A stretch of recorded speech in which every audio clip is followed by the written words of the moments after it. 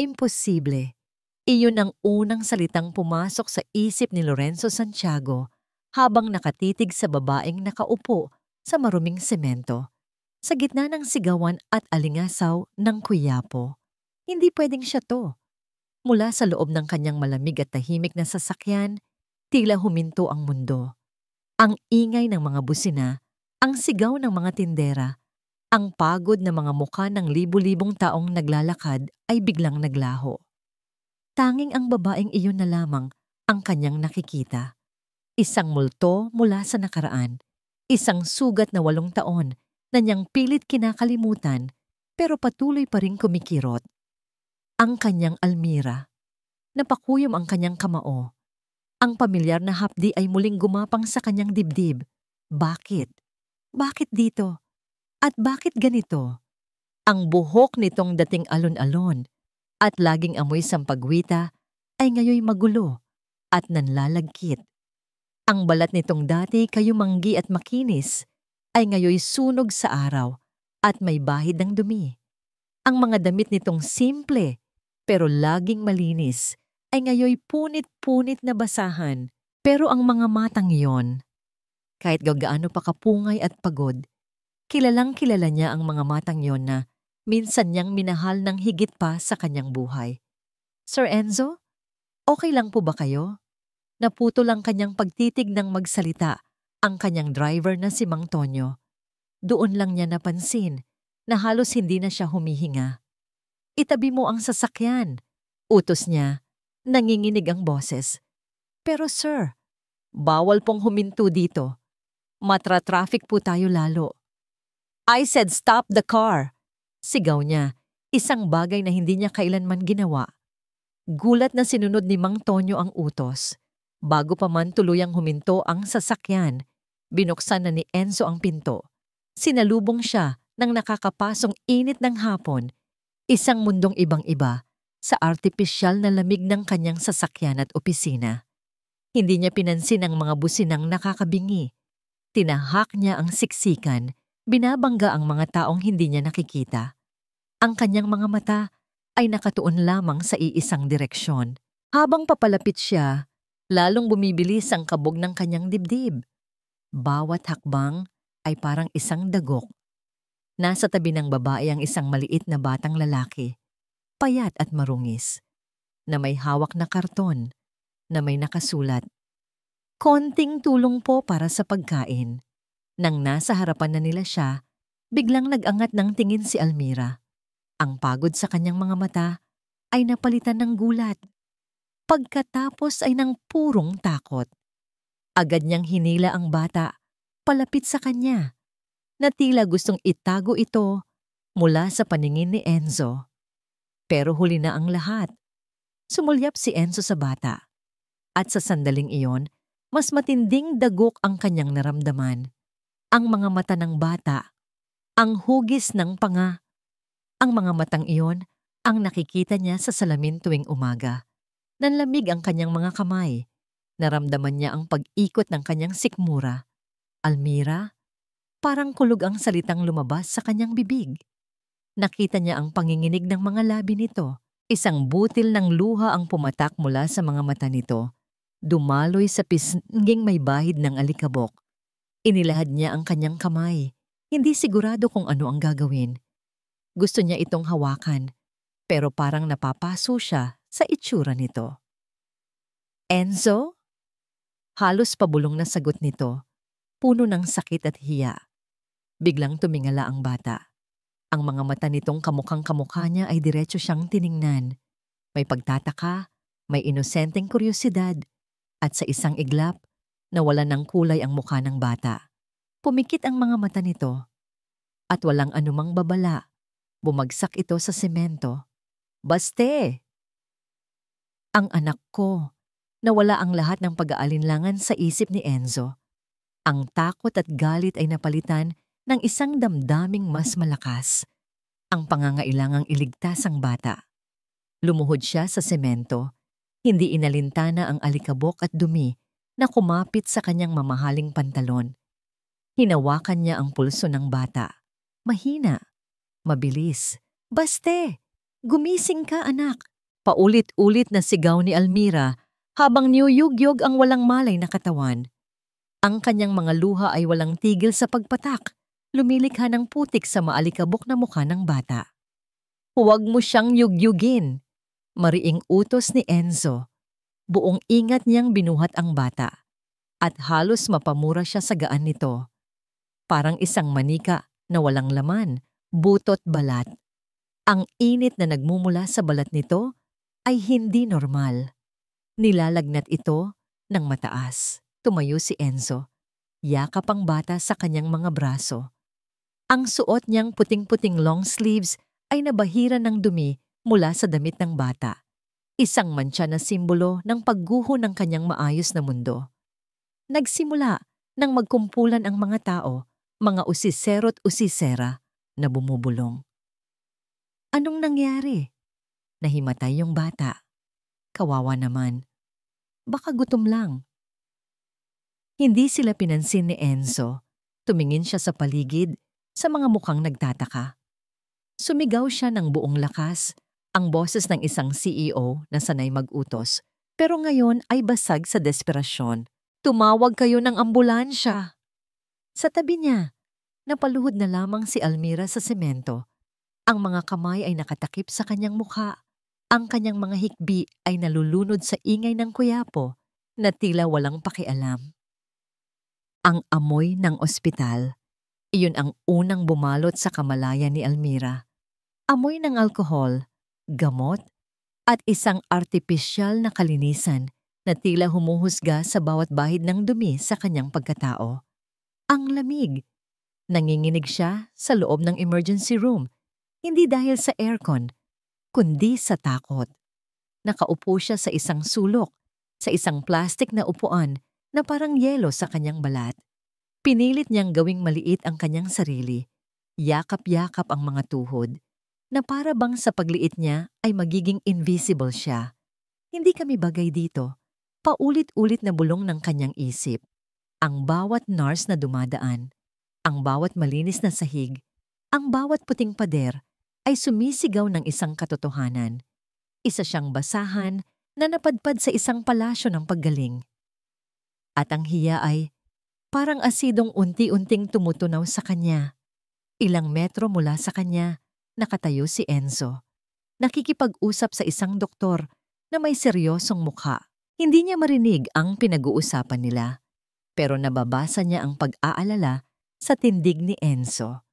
Ang dating kumpiyansa nito ay napalitan ng isang tensyon na gumuguhit sa kanyang panga. Lumipas ang ilang sandali na parang walang katapusan. Sa wakas, lumapit si Enzo sa kanya, kasunod ang doktor.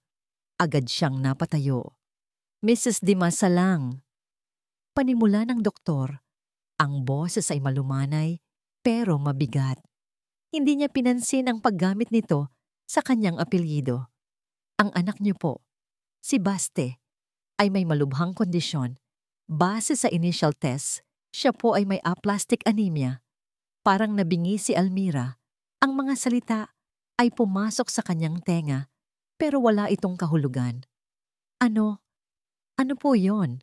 Nanginginig niyang tanong. It means his bone marrow is failing. Si Enzo na ang sumagot. Ang boses ay garalgal. Hindi ito nakakagawa ng sapat na bagong blood cells para sa katawan niya. Tumingin muli ang doktor kay Almira. May halong awa sa mga mata nito. Years of malnutrition. Apektado po ang kanyang development. Kailangan niya ng agarang atensyon, blood transfusions, at posibleng bone marrow transplant. Napakadelikado ng kalagayan niya. Bawat salita ay isang suntok sa sikmura ni Almira. Kasalanan ko lahat. Kung nabigyan ko lang siya ng mas maayos na buhay. Gagawin namin ang lahat, sabi ni Enzo, puno ng awtoridad. Kahit magkano, the best doctors, the best treatment. Tumango ang doktor at magalang na umalis. Iniwan ang dalawa sa isang nakakabinging katahimikan.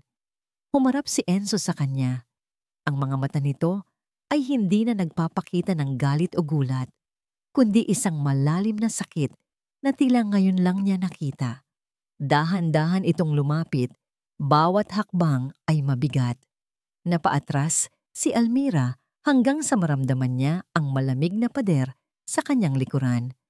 Wala na siyang matatatakbuhan. "Almira," sabi ni Enzo. Ang boses ay mahina, pero tumatagos sa kaluluwa. Tinitigan siya nito ng diretso sa mata. Anak ko ba siya?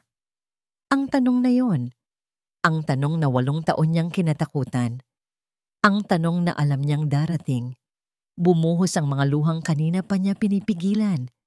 Walang salitang lumabas sa kanyang bibig. Anong sasabihin niya?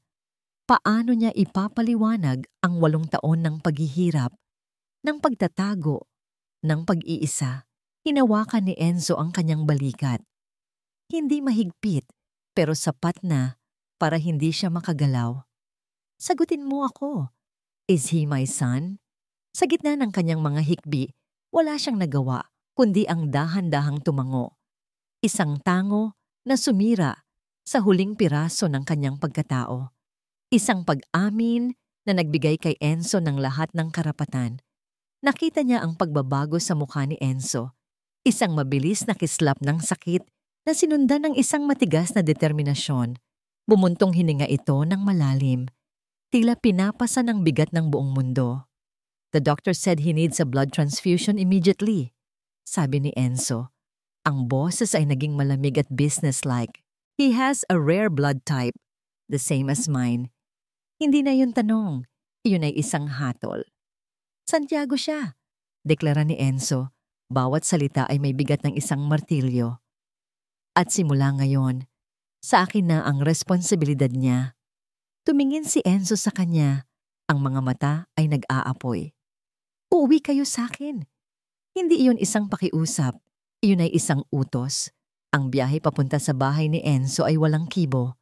Nakaupo si Almira sa malambot na upuan ng sasakyan, pero pakiramdam niya ay nasa ibabaw siya ng mga karayom. Nakatingin lang siya sa labas ng bintana. Pinapanood ang pagdaan ng mga gusali na tila mga dambuhalang bantay sa kanyang bagong kulungan. Huminto ang sasakyan. Sa harap nila, dahan-dahang bumukas ang isang dambuhalang gate na bakal na tila bibig ng isang halimaw na handa siyang lamunin.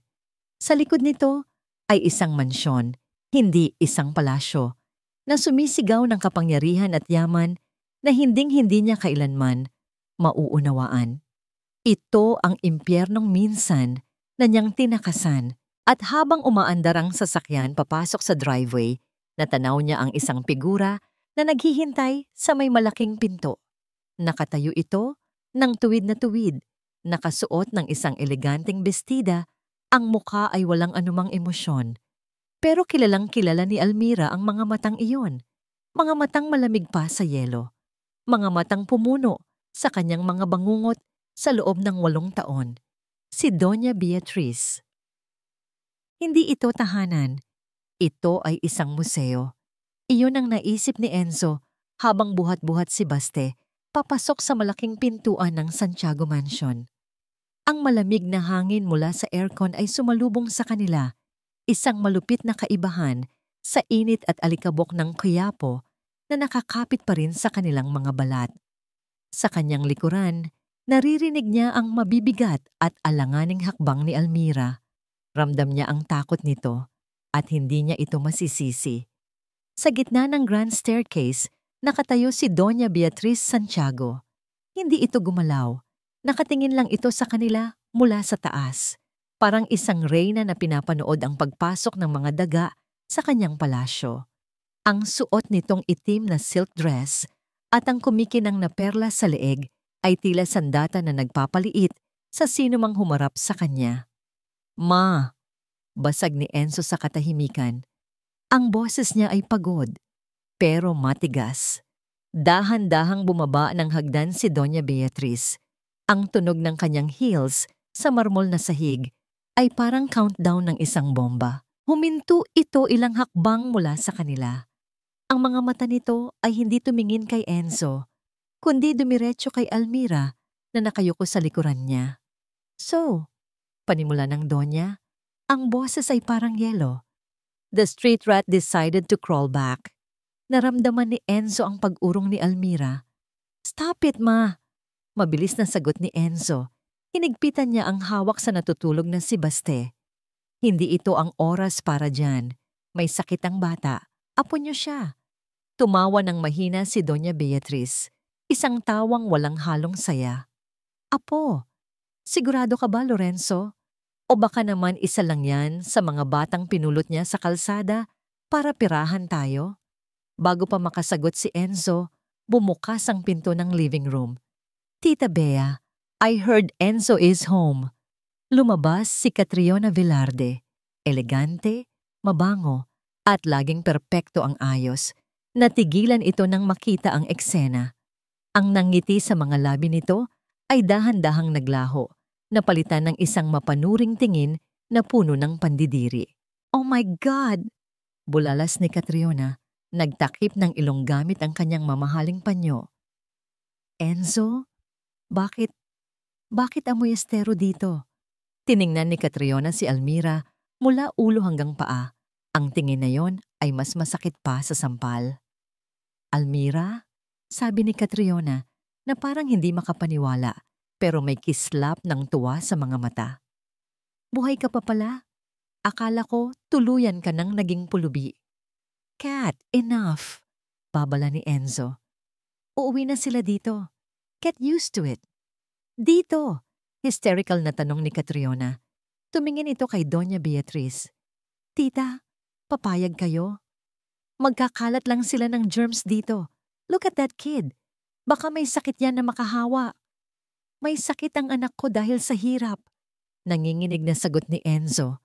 Ang galit ay nagsisimula nang kumulo sa kanyang dibdib. "And he is staying, Manang Lydia." Mabilis na lumabas ang matandang mayordoma mula sa kusina, gulat na gulat sa nakikita. "Ihanda ang guest room sa baba, yung malapit sa clinic. Ngayon na." Utos ni Enzo. Habang abala ang mga katulong, hinarap ni Enzo ang kanyang ina. "Mag-uusap tayo sa opisina. Ngayon din."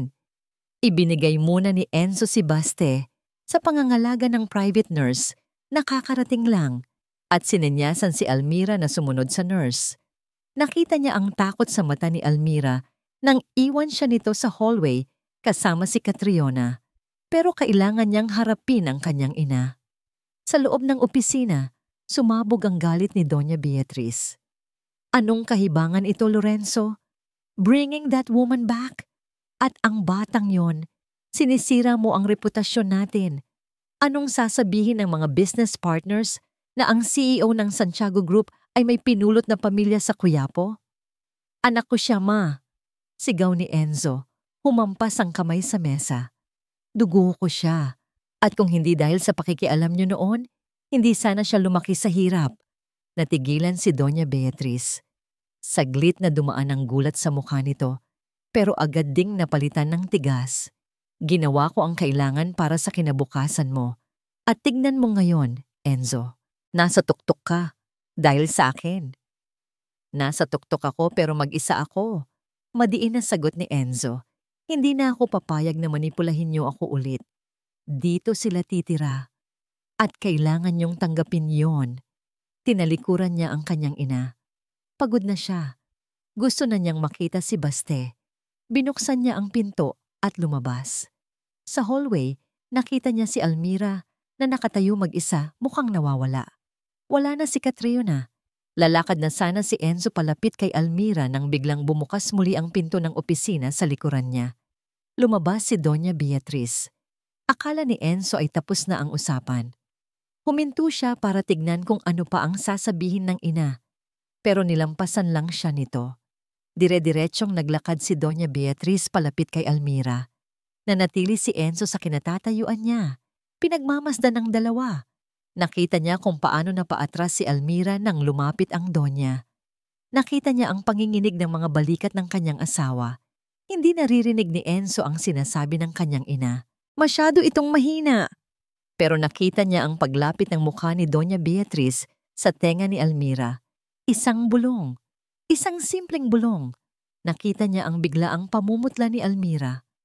Ang takot na bumalik sa mga mata nito ay mas matindi pa kaysa kanina sa Quiapo. Pagkatapos, ngumiti ng matamis si Doña Beatriz, tinapik ang balikat ni Almira na parang nagpapagpag ng dumi at naglakad palayo na parang walang nangyari. Naiwan si Almira na nakatulala, nanginginig, at mukhang anumang oras ay babagsak. Agad na lumapit si Enzo. Almira, anong sinabi niya sa'yo? Tumingin sa kanya si Almira. Ang mga mata ay puno ng luhang hindi maibuhos. Umiling lang ito, niyakap ang sarili, at nagmamadaling pumasok sa kwartong kinalalagyan ni Baste. Isinasara ang pinto sa pagitan nila. Naiwan si Enzo sa hallway.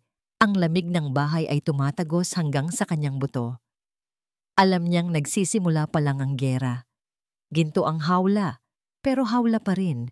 Ito ang paulit-ulit na sinasabi ni Almira sa sarili habang nakadungaw sa bintanang salamin ng kanyang silid. Sa labas, nakikita niya ang isang hardin na perpektong-perpekto. Ang damo ay kulay esmeralda. Ang mga bulaklak ay namumukadkad sa ayos na tila pinintura at may isang fountain sa gitna na kumikinang sa ilalim ng araw. Maganda. Perpekto at walang buhay, katulad ng bahay na ito. 2 araw na sila rito. 2 araw na pakiramdam niya ay 1,000 taon na. Sa 2 araw na yon, hindi pa niya nakikitang muli si Doña Beatriz. Pero hindi kailangan. Ang presensya ng matandang babae ay parang laso na nakakalat sa hangin, nararamdaman sa bawat sulok ng mansyon. Naririnig niya ito sa mga bulungan ng mga katulong kapag akala nila ay hindi siya nakikinig. Siya daw yung asawa ni Sir Enzo dati, yung pinalayas. Grabe, ang dungis. Galing daw sa kalsada. Kawawa naman si Sir. Ginagamit lang siguro yung bata. Bawat bulong ay isang karayom na tumutusok sa kanyang puso. Sinubukan niyang huwag pansinin, pero paano? Paano mo babaliwalain ang mga salitang nagpapatunay sa pinakamalaki mong takot, na isa ka lang dumi na nagkalat sa kanilang malinis na mundo? Kagabi, sinubukan niyang pumasok sa kusina. Gusto niya sanang ipagluto ng lugaw si Baste, ang lugaw na laging nagpapagaling dito kapag may sakit ito. Pero hinarang siya ng chef, isang babaeng matangkad na masama ang tingin. "Ma'am, bawal po kayo dito. Just tell me what you need. I'll prepare it." "Kahit lugaw lang sana para sa anak ko," pakiusap niya. Ngumisi ang chef. "The kitchen staff can handle that. Hindi po kami sanay na may outsider dito." Ang salitang outsider ay tumatak sa kanyang isip. At nariyan si Catriona. Laging nariyan. Araw-araw itong bumibisita. Laging may dalang mamahaling regalo para kay Baste. Mga laruan na mas mahal pa sa kinikita niya sa 1 taon ng pamamalimos. Mga damit na gawa sa telang hindi niya kayang bigkasin ang pangalan. Para naman makabawi siya sa mga taon na hindi niya naranasan ng ganitong buhay, sabi ni Catriona kahapon habang iniaabot kay Baste ang isang bagong tablet. Ang mga salita ay para kay Baste, pero ang tingin ay para kay Almira. Isang tinging puno ng pang-iinsulto. Si Enzo. Sinusubukan niya. Alam niyang sinusubukan ni Enzo na maging ama at maging partner ulit.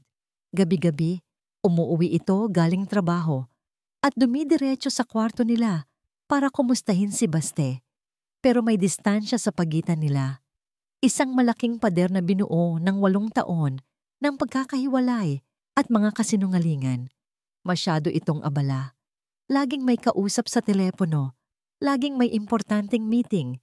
Ang mundo niya ay umiikot sa Santiago Group at si Almira, kasama ang kanilang anak, ay isang komplikasyon lang na kailangan niyang ayusin. Bumuntong hininga si Almira at lumingon papasok sa silid. Si Baste ay mahimbing na natutulog sa malaking kama. Salamat sa gamot at sa masustansyang pagkain. Unti-unti nang bumabalik ang kulay sa mukha nito. Ito na lang ang nag-iisang dahilan kung bakit siya nananatili sa impyernong ito. Para kay Baste, kakayanin niya ang lahat para sa anak niya. Pero hanggang kailan, napatingin siya sa kanyang lumang damit na nakasabit sa likod ng pinto.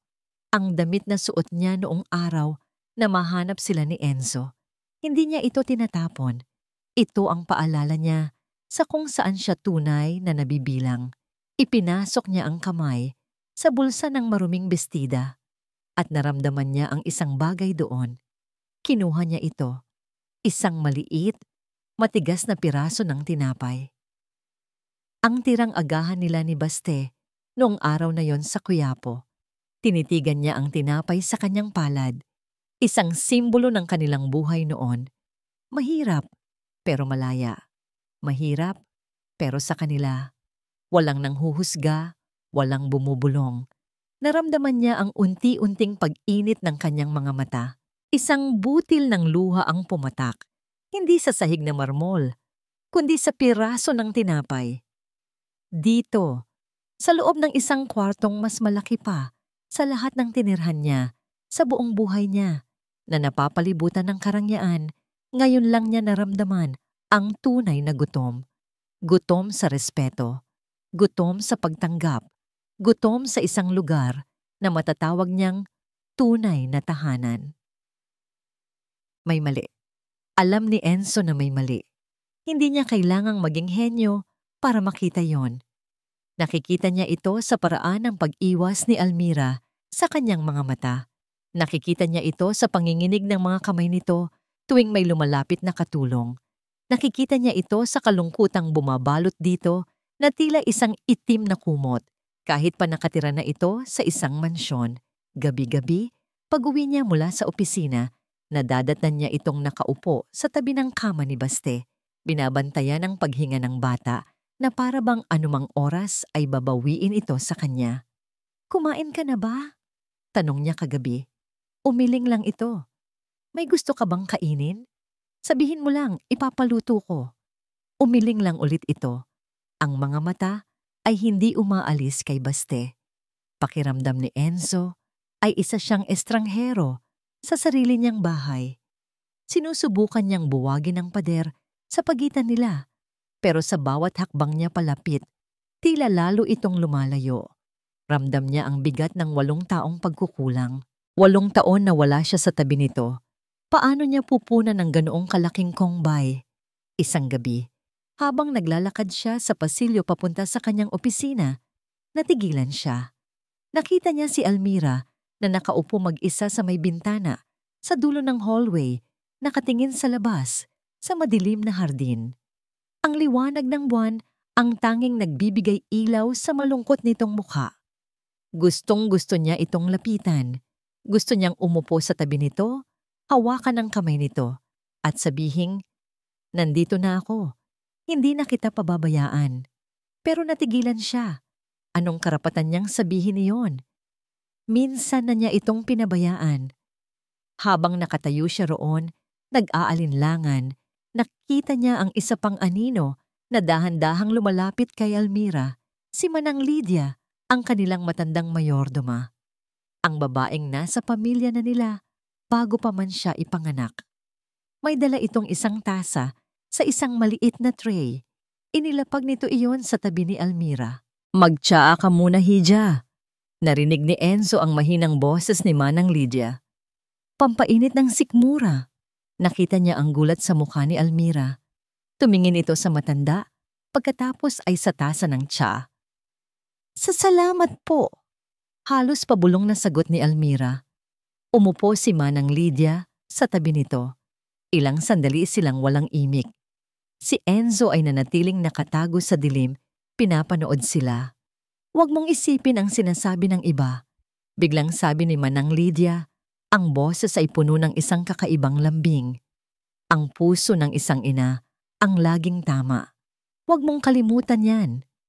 Nakita ni Enzo ang dahan-dahang pag-angat ng ulo ni Almira.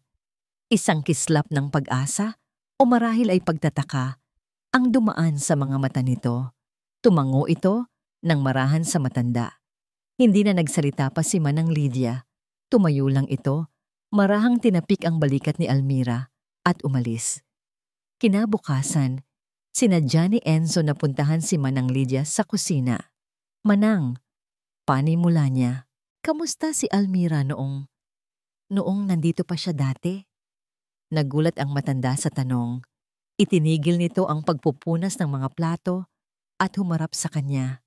Isang malalim na lungkot ang gumuhit sa mukha nito. Mabuting babae si Almira, sir.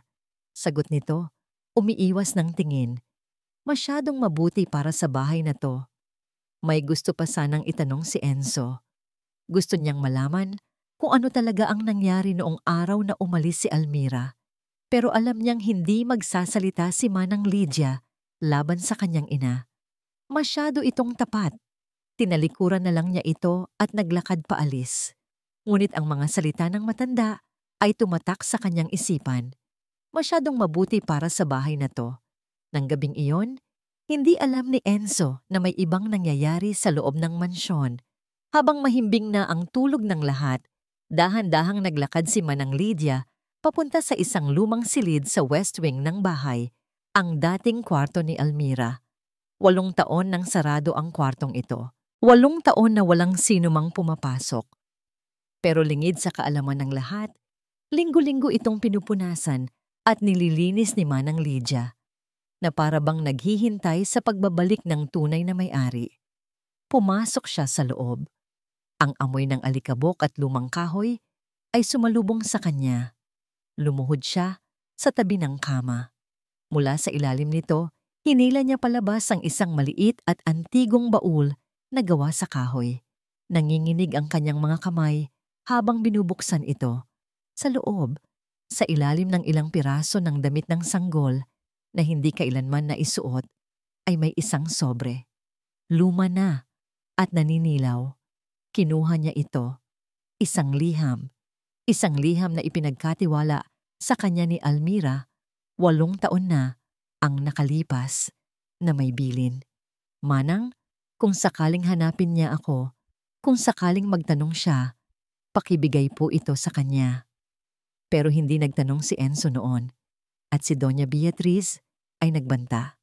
Kaya't itinago niya ito.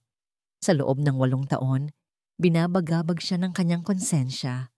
Hinaplos niya ang sobre. Sa labas nakasulat ang pangalan, Lorenzo. Nagsimulang mamasa ang kanyang mga mata. Diyos ko, patawarin niyo po ako. Bulong niya sa katahimikan ng silid. Panahon na siguro. Ang katahimikan sa umaga ang pinakapaboritong sandali ni Almira sa loob ng mansyon. Ito ang oras na hindi pa nagigising ang mga halimaw. Ang oras na wala pang mga bulong. Wala pang masasakit na tingin. Sa mga sandaling ito, habang pinapanood niya ang pagsikat ng araw mula sa bintana, nagpapanggap siyang normal ang lahat. Nagpapanggap siyang isa lang siyang ina na nagbabantay sa kanyang natutulog na anak.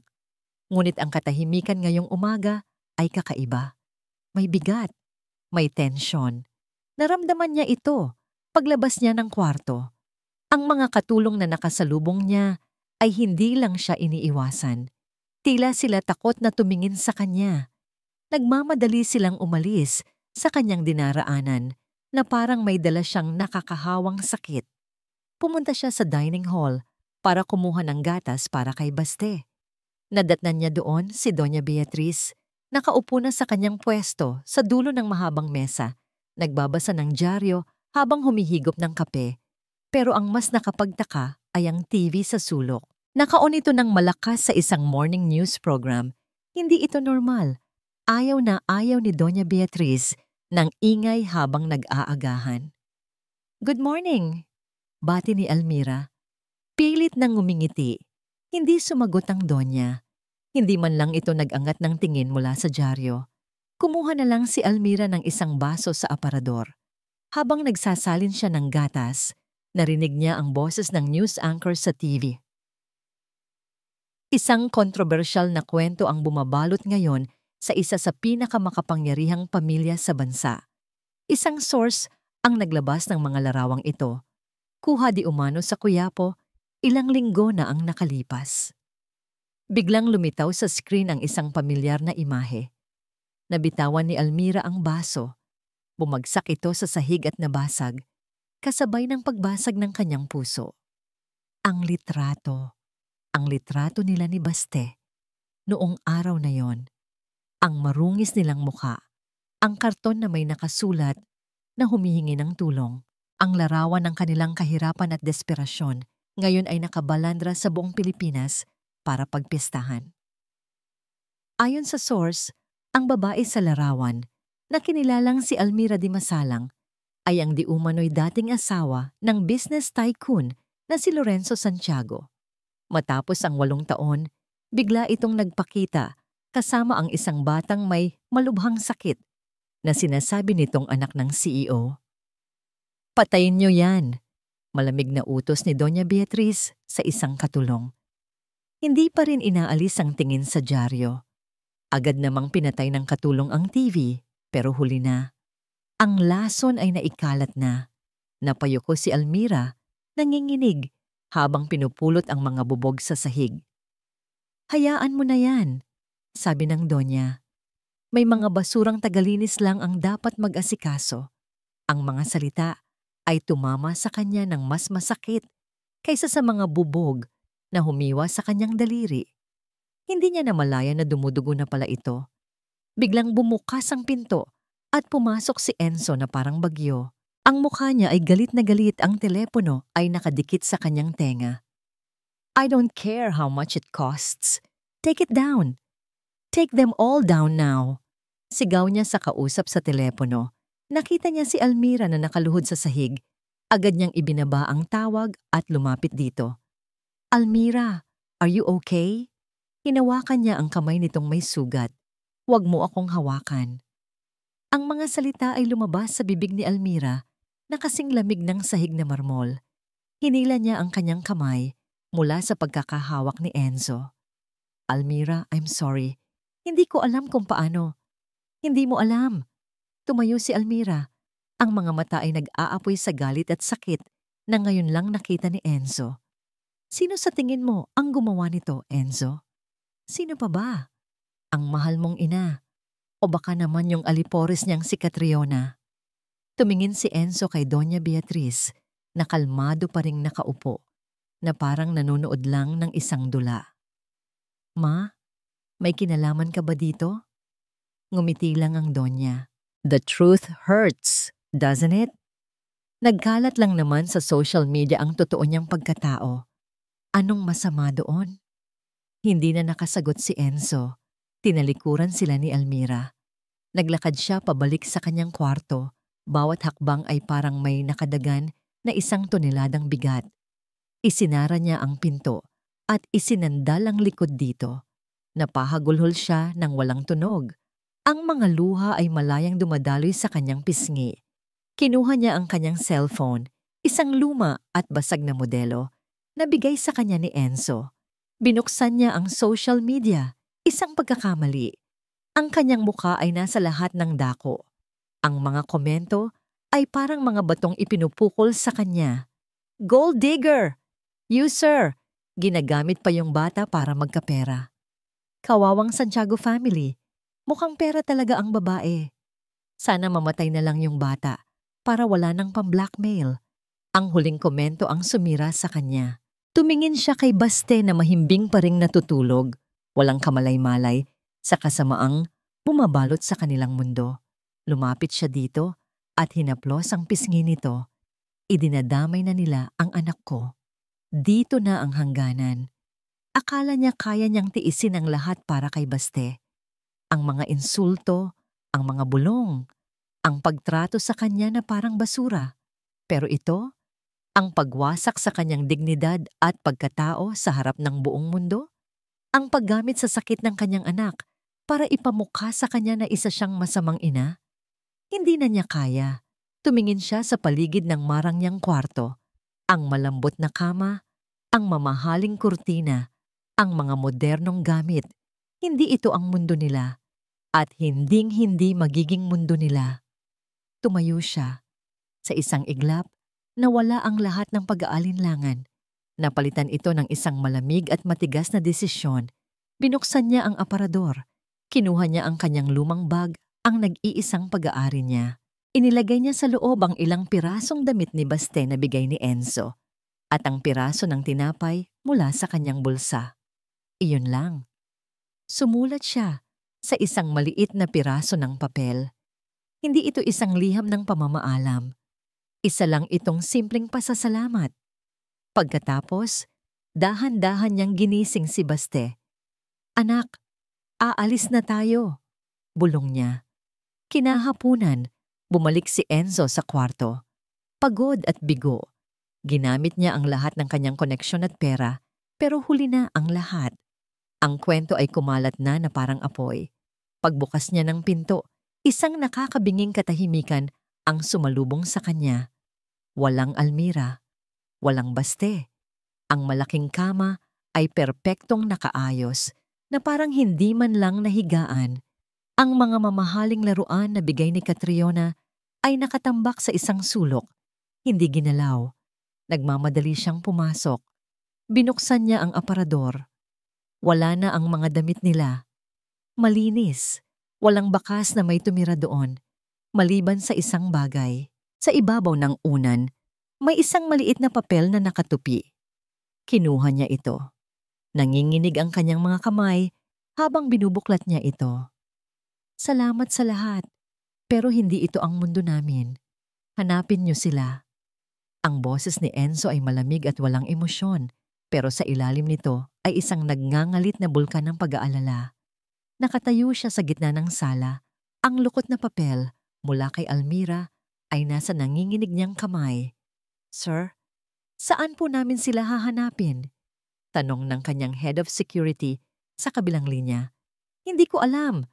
Gamitin niyo ang lahat ng resources natin. Lahat ng bus station, lahat ng pier, lahat ng posibleng sakayan. Check niyo ang lahat ng CCTVs. I want them found. Now." Ibinagsak niya ang tawag. Napasabunot siya sa sariling buhok, paikot-ikot na naglalakad na parang isang hayop na nakakulong sa hawla. "Kasalanan ko to. Hinayaan kong mangyari to. Bakit hindi niya nakita? Bakit hindi niya naramdaman ang sakit na dinadala ni Almira? Naging bulag siya sa karangyaan, sa abala ng trabaho, sa anino ng kanyang ina.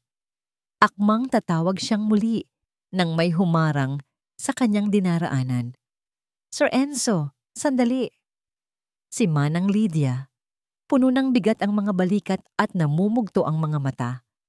"Wala akong oras para dito, Manang," inis na sabi ni Enzo, pero hindi umalis ang matanda. Sa halip, may inilahad ito sa kanya. Isang maliit na baul na gawa sa kahoy, luma at mukhang marupok, na parang ang mga alaala sa loob nito. "Ano to, Manang?" Naguguluhang tanong ni Enzo. "Panahon na para malaman niyo ang totoo." "Sir," sabi ni Manang Lydia, nanginginig ang boses. "Ang totoong dahilan kung bakit siya umalis noon." Kinuha ni Enzo ang baul. Dahan-dahan niya itong binuksan. Sa loob, may isang sobrang naninilaw na. Nakasulat sa labas ang pangalan niya, Lorenzo. Tumingin siya kay Manang Lydia, humihingi ng paliwanag. Umuulan ng malakas noong gabing umalis si Almira. Nagsimulang magkwento ang matanda. Ang mga luha ay dumadaloy na sa kanyang pisngi. Ibinigay niya yan sa akin, pero pinagbantaan ako ng donya na kung ibibigay ko yan sa inyo, sisirain niya hindi lang ang buhay ko, kundi pati ang buhay ng pamilya ko sa probinsya. Patawarin niyo ako, sir. Nadala ako sa takot. Hindi na pinansin ni Enzo ang paghingi ng tawad ng matanda. Ang kanyang buong atensyon ay nasa sobre. Nanginginig ang mga kamay niya habang binubuksan ito. Sa loob ay isang papel, mas luma at mas naninilaw pa kaysa sa sobre. Ang tinta ay medyo kumupas na at may mga bahid ng tuyong luha sa papel. Sinimulan niyang basahin ang sulat kamay ni Almira. "Lorenzo, mahal ko, patawarin mo ako kung binabasa mo ito. Patawarin mo ako dahil umalis ako nang walang paalam. Hindi dahil hindi kita mahal. Umalis ako dahil mahal na mahal kita.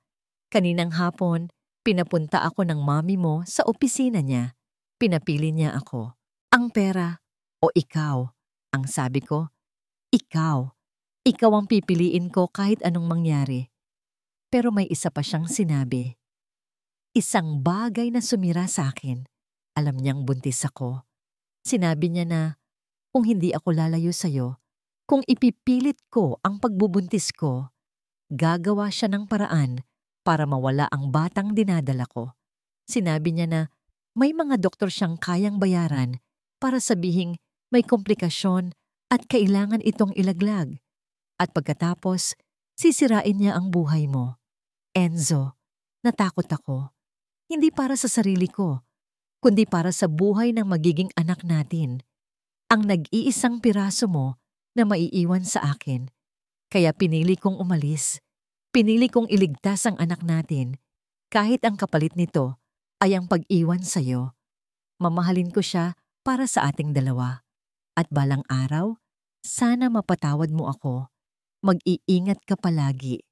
Huwag mo akong kalimutan. Nagmamahal, Almira. Bawat salita, bawat pangungusap, parang mga pako na ibinabaon sa puso ni Enzo. Ang lahat ng kasinungalingan, ang lahat ng galit niya sa loob ng 8 taon, ang paniniwalang iniwan siya ni Almira para sa pera, lahat ay gumuho. Napalitan ito ng isang katotohanang mas masakit pa. Hindi siya iniwan. Ipinaglaban siya nito. Ipinaglaban nito ang kanilang anak. At ang kalaban, ang halimaw sa kwento, ay ang sarili niyang ina. Nabitawan niya ang sulat. Lumipad ito pababa sa sahig na marmol. Napaluhod siya. Ang lakas na nagpapatakbo ng isang dambuhalang kumpanya ay biglang nawala. Sa malamig at malawak na mansyon, sa gitna ng lahat ng kanyang kayamanan, humagulhol siya na parang isang batang nawawala. Ang kanyang mga iyak ay umalingaw-ngaw, puno ng 8 taong pagsisisi at sakit. Ilang sandali siyang nanatiling nakaluhod, basag at wasak. Pagkatapos, dahan-dahan tumigil ang kanyang pag-iyak. Pinunasan niya ang kanyang mga luha. Dahan-dahan siyang tumayo. Pinulot niya ang sulat mula sa sahig, ang banal na testamento ng sakripisyo ni Almira. Ang sakit sa kanyang mga mata ay napalitan ng apoy. Isang apoy ng galit na hindi pa niya naramdaman sa buong buhay niya. Hindi siya nagsalita. Tinalikuran niya si Manang Lydia. Diretso siyang naglakad papunta sa opisina ng kanyang ina. Ang sulat ay mahigpit na hawak sa kanyang kamao. Binuksan niya ang pinto ng walang katok. Nag-angat ng tingin si Doña Beatriz mula sa kanyang mga papeles. Nagulat. Lorenzo? Anong? Hindi niya ito pinatapos. Tumingin siya ng diretso sa mga mata ng babaeng nagluwal sa kanya. Ang boses niya ay kalmado, pero puno ng lason. Ina. Ang salitang ina ay lumabas sa bibig ni Enzo na parang isang sumpa.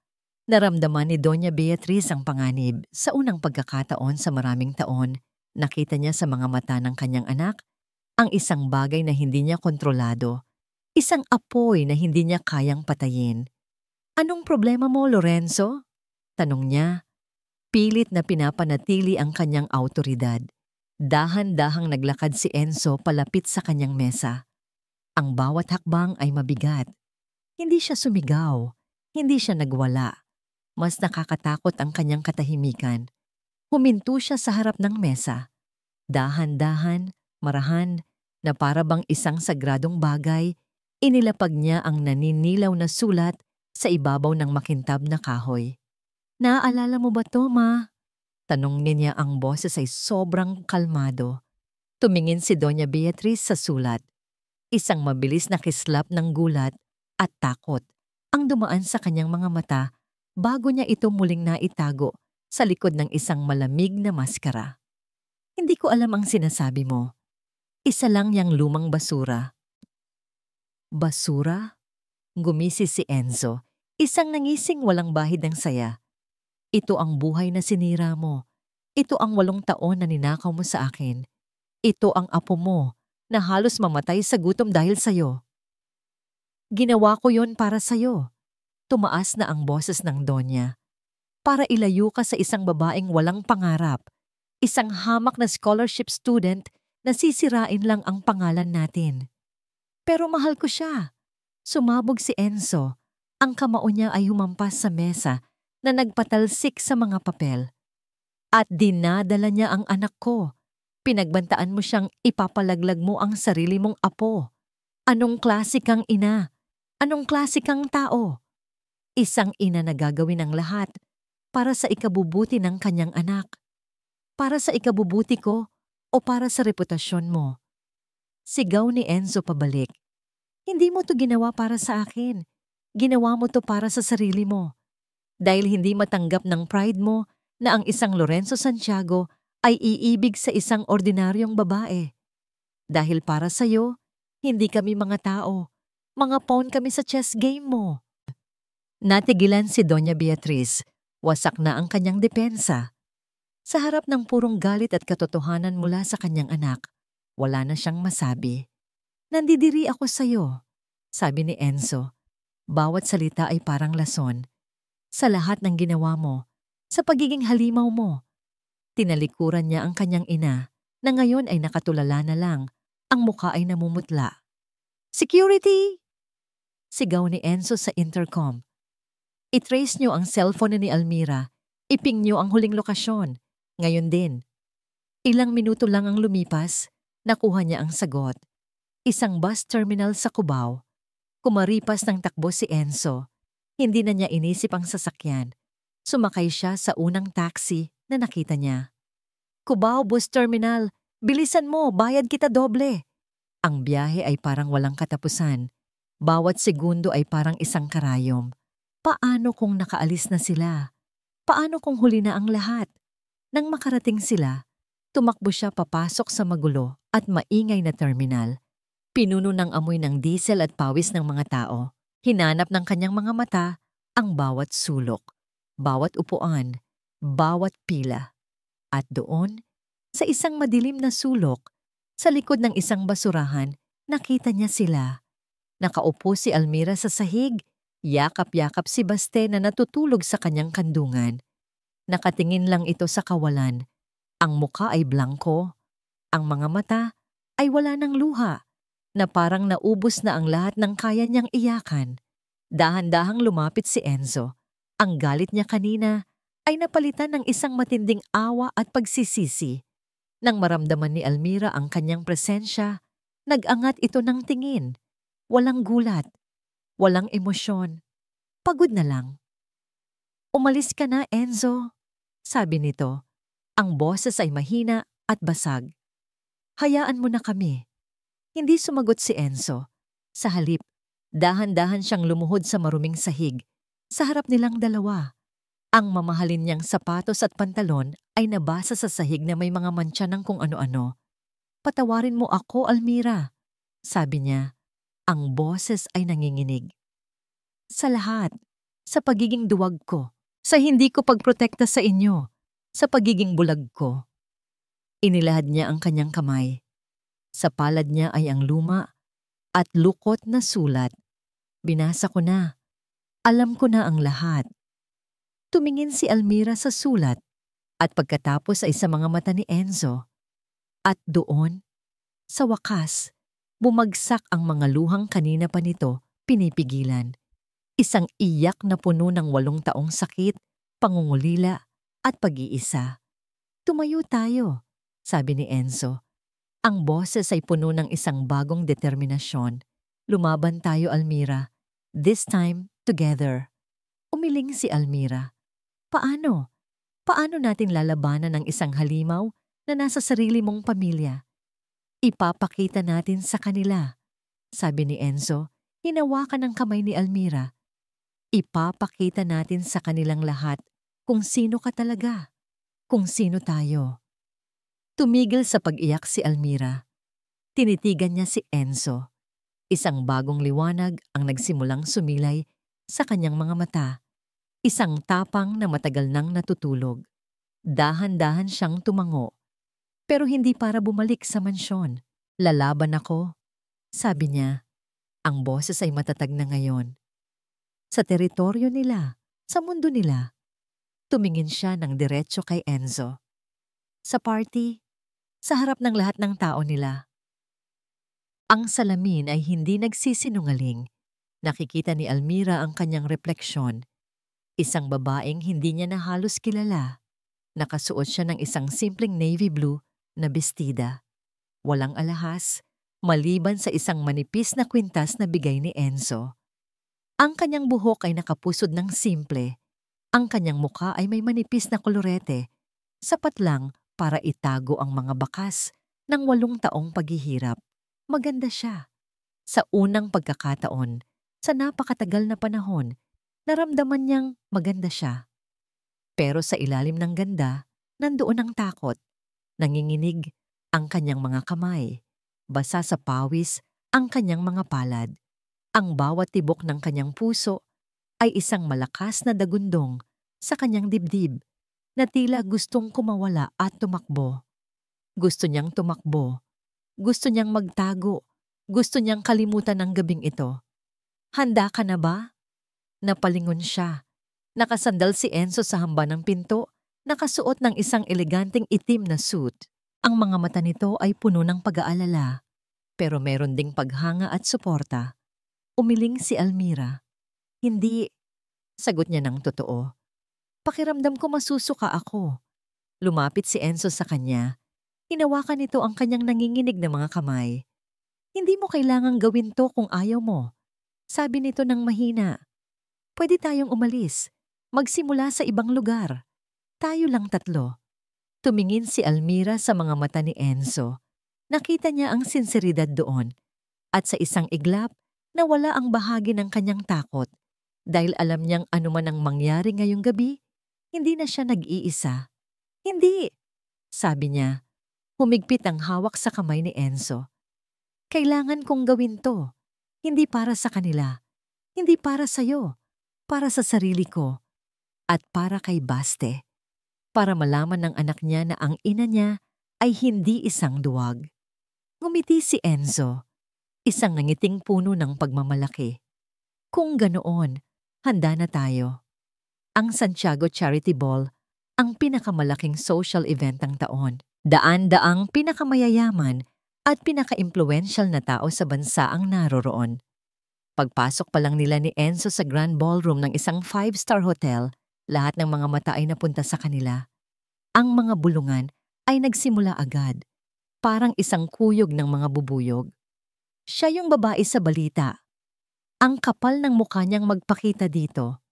Look at her dress. So plain. Halatang hindi sanay. Naramdaman ni Almira na parang gusto niyang magtago sa likod ni Enzo.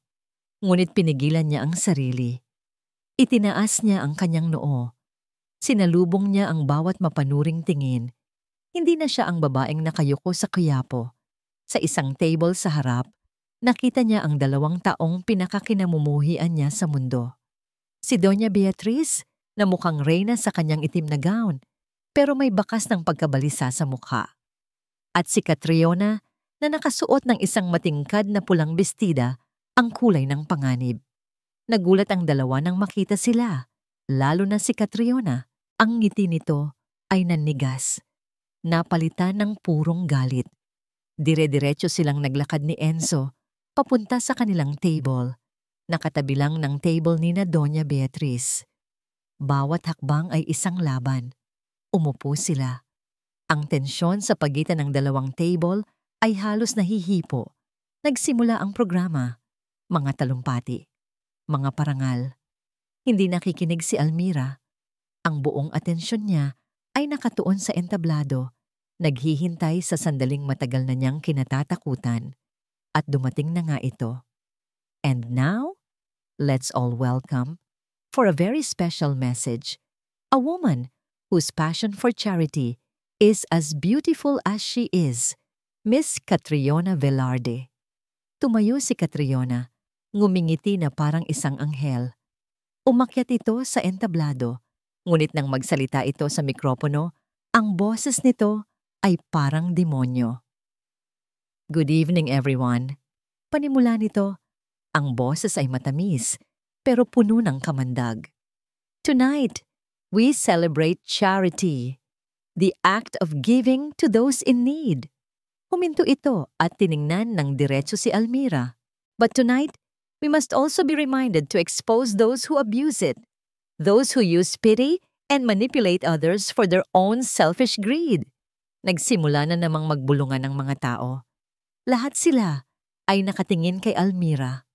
Ramdam niya ang kanilang mga tingin na parang mga kutsilyo. There are people among us tonight, pagpapatuloy ni Catriona, who pretend to be victims when in fact they are predators, who use a sick child as a ticket to a golden life. Ito na, sasabihin na niya ang pangalan ko. Napapikit si Almira. Naramdaman niya ang kamay ni Enzo na humigpit sa ilalim ng mesa. Ngunit bago pa man maibuka ni Catriona ang bibig nito para isigaw ang kanyang pangalan, may isang bagay na nangyari. Tumayo si Almira. Sa gitna ng katahimikan at mga matang nakatingin, naglakad siya. Hindi palayo, kundi papunta sa entablado. Nagulat ang lahat, lalo na si Catriona. Kumuha si Almira ng isa pang mikropono mula sa host na natulala. Humarap siya sa daan-daang mukha na humuhusga sa kanya.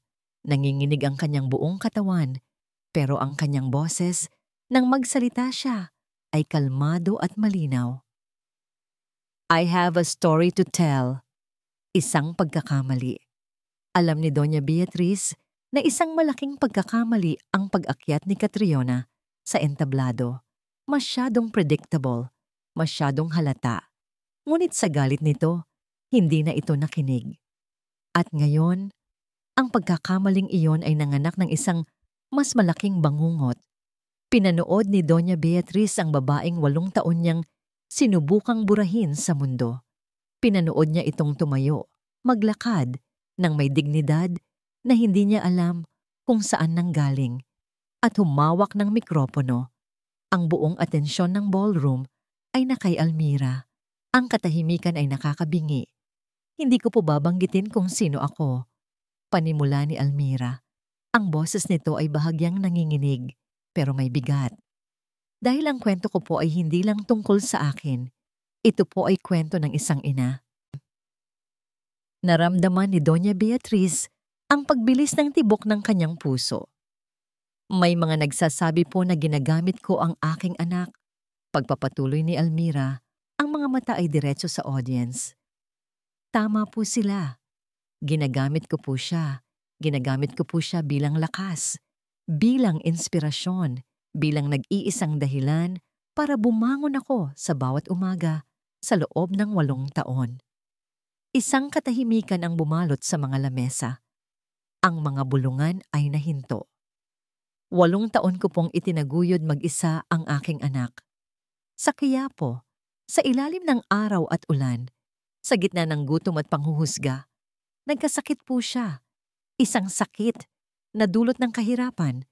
Isang sakit na sumisira sa dugo niya sa buhay niya. Tumingin si Almira sa direksyon ni Doña Beatriz. At sa unang pagkakataon, hindi takot ang nakita ng Doña sa mga mata nito, kundi awa. May mga taong tumulong sa amin, sabi ni Almira.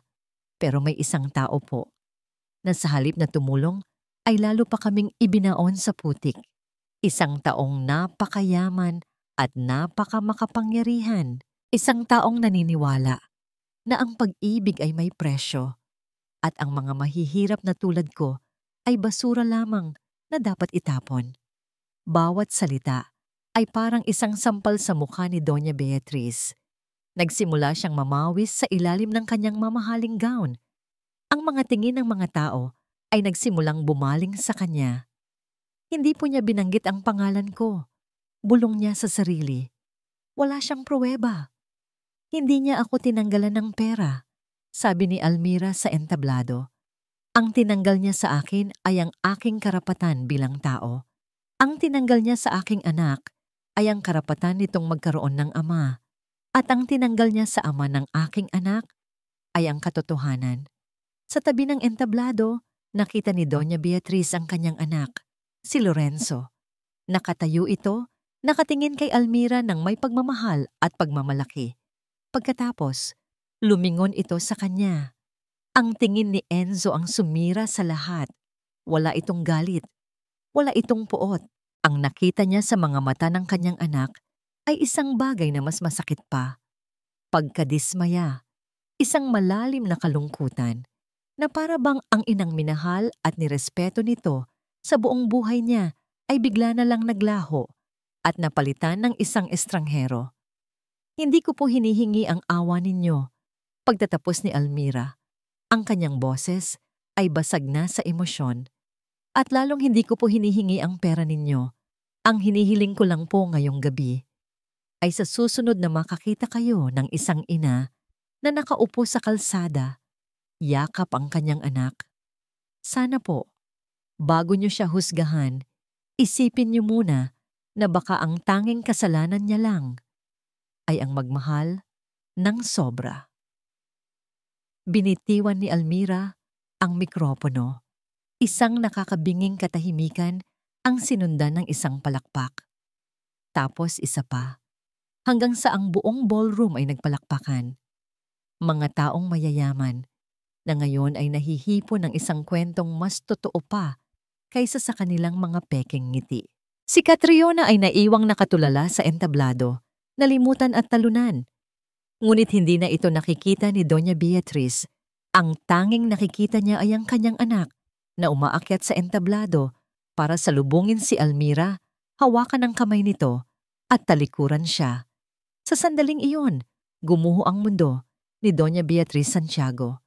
Ang kanyang korona, ang kanyang kapangyarihan, ang kanyang reputasyon, lahat ay nawalang parang alikabok. Ano ang silbi ng lahat ng ito kung ang nag-iisang taong pinakamahalaga sa kanya ay tinalikuran na siya? Hindi niya napigilan ang sarili. Tumayo siya. Nanginginig ang kanyang mga tuhod. Naglakad siya na para bang isang multo. Papunta sa entablado. Napahinto ang palakpakan. Lahat ay napatingin sa kanya. Huminto siya sa harap ni Enzo at Almira. Tiningnan niya ang kanyang anak, ang kanyang Lorenzo. "Patawarin mo ako," bulong niya. Ang boses ay basag. Pagkatapos, sa harap ng daan-daang tao, sa harap ng kanyang nag-iisang anak, sa harap ng babaeng sinira niya ang buhay, ang reyna ng Santiago Empire ay dahan-dahang lumuhod. Ang kanyang mga tuhod ay tumama sa matigas na sahig ng entablado. Yumuko siya. Ang kanyang pagmamataas ay ganap ng nadurog. "Patawarin niyo ako. Patawarin mo ako, anak." Ang mga sumunod na linggo ay parang isang panaginip na may halong gulo at kalinawan. Ang iskandalo sa charity ball ay naging usap-usapan sa buong bansa. Ngunit sa pagkakataong ito, ang simpatya ng publiko ay na kay Almira. Si Catriona Velarde, dahil sa kahihiyan, ay nag-resign sa board ng Santiago Group at nawalang parang bula. Ang kanyang pangalan ay naging simbolo ng kabuktutan. Ang kanyang ina, si Doña Beatriz, ay tila tumanda ng 10 taon sa loob lang ng isang gabi. Pagkatapos ng gabing iyon, nagkulong ito sa kanyang silid. Hindi ito kumakain, hindi ito nakikipag-usap. Si Enzo sa kabila ng lahat ay nag-utos sa mga nurse na bantayan ito. Isang araw, kinausap niya ito. "Ma, kailangan niyo nang kumain," sabi niya habang nakatayo sa may pinto ng silid nito. "Para saan pa?" sagot ng matanda. Ang boses ay mahina at walang buhay. "Wala na. Tinalikuran mo na ako." Bumuntong hininga si Enzo. Lumapit siya sa kama. "Hindi kita tinalikuran, ma. Pero hindi ko rin kayang kalimutan ang ginawa niyo. Patawad, anak." Ang pagpapatawad ay hindi isang salita lang, ma. Proseso yan. At magsisimula lang yan kapag pinatawad niyo na ang sarili niyo. Umalis si Enzo. Iniwan ang inang nag-iisip. Alam niyang mahaba pa ang daan para sa kanila. Pero sa unang pagkakataon, may nakita siyang maliit na sinag ng pag-asa. Pero ang pinakamahalagang pagbabago ay nangyari sa pagitan nila ni Almira. Wala nang pader. Wala nang takot. Sa mansyon na dati kulungan ni Almira, nagsimula silang maging pamilya. Magkasama nilang inaalagaan si Baste na unti-unti nang lumalakas. Magkasama silang kumakain ng hapunan, nagtatawanan sa mga simpleng bagay. Gabi-gabi, natutulog si Enzo sa sahig, sa isang kutsyon sa tabi ng kama, kung saan magkatabing natutulog si Almira at Baste. Hindi niya ito pinipilit. Hinihintay niya. Hinihintay niya ang araw na si Almira na mismo ang magsasabing handa na siyang muling magtiwala. Isang maaraw na Sabado, sinabi ni Enzo, "Mamasyal tayo." "Saan tayo pupunta?" tanong ni Almira. "Basta." Isang sorpresa. Nag-drive siya papunta sa timog, palayo sa gulo ng syudad. Dumaan sila sa mga luntiang bukirin hanggang sa marating nila ang isang mataas na lugar. Isang burol na nakatanaw sa asul na dagat. Bumaba sila ng sasakyan. Agad na tumakbo si Baste sa malawak na damuhan, sumisigaw sa tuwa. Ang hangin ay sariwa at amoy dagat. "Bakit tayo nandito, Enzo?" tanong ni Almira. Ang buhok ay nililipad ng hangin. Hindi sumagot si Enzo. Sa halip may kinuha siya mula sa likod ng sasakyan. Hindi isang maliit na kahon na may singsing, kundi isang malaking, nakarolyong papel. Inilatag niya ito sa hood ng sasakyan. Isa itong blueprint, isang plano ng isang bahay. "Ano to?" "Ito ang magiging tahanan natin," sabi ni Enzo. Ang mga mata ay nakangiti. "Kung papayag ka." Tumingin si Almira sa plano. Isang bahay na simple pero moderno. May malalaking bintana para pumasok ang liwanag. May malawak na hardin para makapaglaro si Baste. May isang maliit na studio sa gilid. "Para saan yung studio?" tanong niya. "Para sa'yo," sagot ni Enzo. "Sabi mo dati, pangarap mong magpinta. Magsimula kang muli, Almira. Tuparin mo ang lahat ng pangarap na ninakaw sa'yo." Nagsimulang mamuo ang luha sa mga mata ni Almira. "Enzo, hindi ko alam kung..." Pinutol ni Enzo ang kanyang sasabihin. Hinawakan niya ang mga kamay nito. Tumingin siya ng diretso sa mga mata nito. "Hindi ako magpo-propose gamit ang isang singsing, Almira. Dahil ang pag-ibig natin ay hindi na kailangang itali. Napatunayan na natin yan. Ang inaalok ko sa'yo ay hindi isang kontrata, kundi isang pundasyon." Lumuhod siya sa damuhan. Hindi bilang isang CEO, kundi bilang isang lalaking nagmamahal. Inilahad niya ang blueprint. "Will you build our home, our future with me? Pakasalan mo ako ulit, Almira." Ang mga luha ni Almira ay bumuhos na. Mga luha ng saya, mga luha ng pasasalamat. Hindi na niya kailangan pang magsalita. Kinuha niya ang lapis na nakaipit sa blueprint. Sa tabi ng master's bedroom, gumuhit siya ng isang maliit na kwarto. Isang playroom para kay Baste. Pagkatapos, tumingin siya kay Enzo at dahan-dahang tumango. Sa ilalim ng bughaw na langit, sa harap ng malawak na karagatan, sa lupang pagtatayuan nila ng kanilang mga pangarap, nagsimula muli ang lahat isang taon. Isang taon na ang lumipas. Minsan, kapag nag-iisa si Almira sa veranda ng bago nilang bahay, iniisip niya kung totoo ba ang lahat ng ito. Ang sariwang hangin na humahaplos sa kanyang mukha, ang tunog ng alon mula sa di kalayuan, ang amoy ng bagong pintura at pinakintab na kahoy, lahat ay parang isang panaginip na ayaw na niyang magising. "Ma, tignan mo po." Napangiti si Almira. Lumabas si Baste mula sa sala.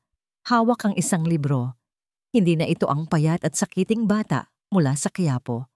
Ang kanyang mga pisngi ay bilugan na. Ang kanyang balat ay makinis. At ang kanyang mga mata ay kumikinang sa sigla at talino. "Marunong na po akong basahin to mag-isa." Pagmamalaki nito. Umupo ito sa kandungan ni Almira at sinimulang basahin ang isang kwento tungkol sa isang munting prinsipe. Pinakinggan ni Almira ang bawat salita. Ang puso niya ay puno ng isang kaligayahang hindi niya akalaing mararamdaman niya muli. Ang bone marrow transplant ni Baste ay naging matagumpay. Linggo-linggo, lalo itong lumalakas. Ang kanyang paggaling, ang pinakamalaking himala sa buhay nila. Maya-maya, narinig nila ang ugong ng isang sasakyan. "Si Papa!" Sigaw ni Baste. Tumakbo ito para salubungin ang kanyang ama. Lumabas si Enzo mula sa sasakyan. Wala na ang dating CEO na laging seryoso at malungkot. Ang Enzo na umuuwi araw-araw ay isang asawa at ama na may ngiti sa mga labi, kahit papagod galing sa trabaho. "Hey champion!" sabi ni Enzo. Binuhat si Baste at hinalikan sa pisngi. "How's my favorite reader?" Lumapit si Almira at sinalubong sila. Isang halik ang ibinigay sa kanya ni Enzo, isang halik na puno ng pagmamahal at kapayapaan. "May sulat para sa'yo," sabi ni Enzo. Inaabot sa kanya ang isang sobre. Nagtaka si Almira. Galing ito sa isang pamilyar na address, ang Santiago Mansion. Binuksan niya ito. Sa loob ay isang maikling liham, nakasulat sa pamilyar na eleganteng sulat kamay. "Almira, alam kong walang salita ang makakapagbura sa sakit na naidulot ko. Pero sana, sa paglipas ng panahon, matutunan mong patawarin ang isang matandang nagsisisi. Kasama nito ang isang maliit na regalo para sa aking apo. Nagmamahal, Beatrice." Sa loob ng sobre, may isang susi. Isang susi sa isang trust fund na ipinangalan kay Baste. Sapat para sa kanyang pag-aaral hanggang kolehiyo at higit pa. Napatingin si Almira kay Enzo. Ngumiti lang ito. Tinawagan niya ako kahapon. Sabi niya, gusto niyang bumawi. Hindi alam ni Almira kung ano ang mararamdaman. Pero wala nang galit. Wala nang puot. Siguro, ito na ang simula ng paghilom. Kinagabihan, pagkatapos nilang maghapunan, lumabas silang tatlo sa hardin. Ilang buwan na ang nakalipas, nung unang araw nila sa bahay, nagtanim sila ng isang maliit na puno ng mangga sa gitna ng bakuran. Ngayon, ang puno ay tumaas na. Ang mga sanga nito ay nagsisimula nang yumabong. Kumuha sila ng mga pala at naghukay sa paligid ng puno. Nilalagyan ito ng pataba. Magkakasama silang nagtatrabaho, ama, ina at anak. Ang kanilang mga tawanan ay humahalo sa tunog ng mga kuliglig sa papalubog na araw. Habang pinagmamasdan ni Almira ang kanyang mag-ama na nag-aasaran habang nagdidilig, isang matinding pasasalamat ang bumalot sa kanya.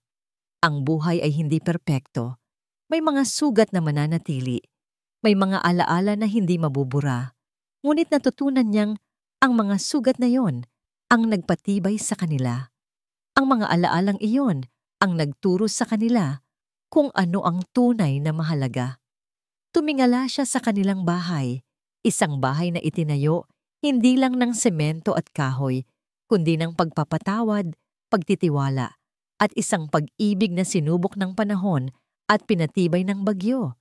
Hindi ito isang mansyon, hindi ito isang palasyo, pero ito ay isang tahanan. Napangiti si Almira, ang mga mata ay nababasa ng luha ng kaligayahan. Dito na kami magsisimula. Sa wakas, nakauwi na kami. At dito nagtatapos ang kwento ni na Enzo at Almira. Mga minamahal kong tagapakinig, maraming salamat. Salamat sa pagsama ninyo sa akin, sa bawat pagpatak ng luha, sa bawat pagkabog ng dibdib, at sa bawat ngiti ng pag-asa sa kwentong ito. Sa bawat kabanata na inyong sinubaybayan, ay isang piraso rin ng aking puso, ang aking ibinuhos. Saksi tayong lahat sa paglalakbay ni Almira, mula sa anino ng Quiapo hanggang sa liwanag ng isang bagong umaga, at sa pagbabago ni Enzo mula sa isang CEO na bilanggo ng nakaraan patungo sa isang amang lumalaban para sa hinaharap. Sana, sa kanilang kwento, ay muli nating napulot ang mga aral na minsan ay ating nakakalimutan, na ang tunay na pag-ibig ay hindi nasusukat sa yaman, kundi sa lalim ng sakripisyo, na ang kapatawaran, kahit gaano pa kasakit, ang siyang naghihilom sa pinakamalalim na sugat, at ang pag-asa ay laging masisilayan kahit sa pinakamadilim na kabanata ng ating buhay. Ngayon, gusto ko namang marinig ang inyong tinig. Ano ang pinakapaborito ninyong sandali sa kanilang kwento? Anong aral ang inyong napulot? Huwag po kayong mag-atubiling iwanan ang inyong mga komento sa ibaba. Muli, mula sa puso ng inyong manunulat, maraming salamat sa inyong pakikinig. Hanggang sa ating susunod na kwento.